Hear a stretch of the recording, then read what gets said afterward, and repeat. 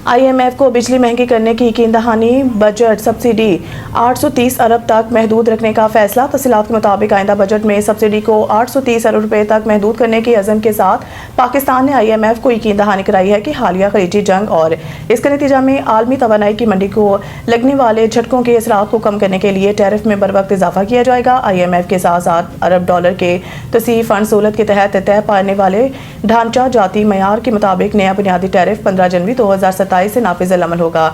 आइस्को, गैसको और फेस्को समेत बिजली की तकसीमकार कंपनियों की निजकारी एक बार फिर ताखीर का शिकार हो गई हैं और अब इसके 2027 के अवाइल तक मुकम्मल होने की तवक्को है। ट्रंप का ईरान के महफूज शुदा अफज़ोदा यूरेनियम कब्जे में लेने का इरादा, माहिरीन ने इंतहाई खतरनाक करार दे दिया। अमरीकी फौजियों का किसी खुफिया ज़ेर ज़मीन जोहरी तनसीब पर दावा बोलकर ईरान के अफज़ोदा यूरेनियम पर कब्जा करना बज़ाहिर गैर हकीकी लगता है, ताहम सदर डोनाल्ड ट्रंप इस ऑप्शन पर गौर कर रहे हैं। ट्रंप का कहना है कि ईरान का महफूज शुदा 60% अफज़ोदा यूरेनियम बहुत गहराई में दफन है और इसे हासिल करना बहुत मुश्किल होगा, लेकिन हम ईरानी यूरेनियम पर कब्जे के ऑप्शन पर गौर कर रहे हैं। आलमी मीडिया और तहकीककारों के मुताबिक 28 फरवरी को शुरू होने वाली जंग के आगाज पर ईरान के पास तकरीबन 440 किलोग्राम यूरेनियम था, जो 60% तक अफज़ोदा किया गया था, जिसे आसानी से 90% तक बढ़ाकर हथियारों के मेयार तक पहुंचाया जा सकता है। इसके अलावा ईरान के पास तकरीबन 1000 किलोग्राम यूरेनियम 20% तक और 8500 किलोग्राम 3.6% तक अफज़ोदा मौजूद है।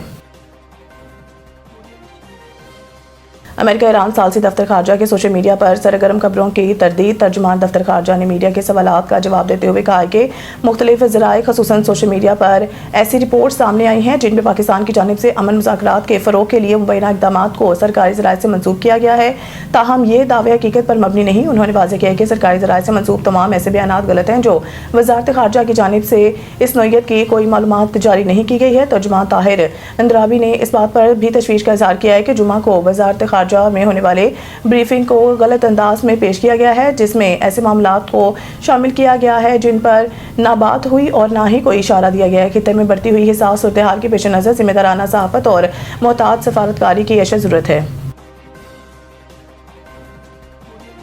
पीपल्स पार्टी के बानी जुल्फ़िकार अली भुट्टो की 47वीं बरसी। पाकिस्तान पीपल्स पार्टी के बानी चेयरमैन और साबिक़ वज़ीर आज़म जुल्फ़िकार अली भुट्टो की 47वीं बरसी आज मनाई जा रही है। जुल्फ़िकार अली भुट्टो को 47 साल पहले कत्ल के एक मुकदमा में आज ही के दिन रावलपिंडी में फांसी दी गई थी। सुप्रीम कोर्ट मार्च 2024 में फैसला दे चुकी है।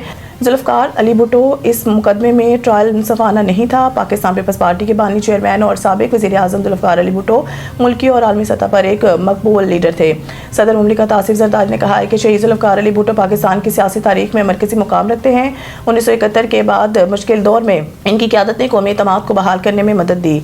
सिर्फ आसिफ ज़रदारी ने 1973 के आइन के मंजूरी को इस दौर की सबसे पायदार कामयाबियों में से एक करार दिया है और कहा है कि इनकी हुकूमत ने ऐसी पॉलिसियों और इदारों की बुनियाद रखी है जिन्होंने स्ट्रेटेजिक सिम को शक्ल दी।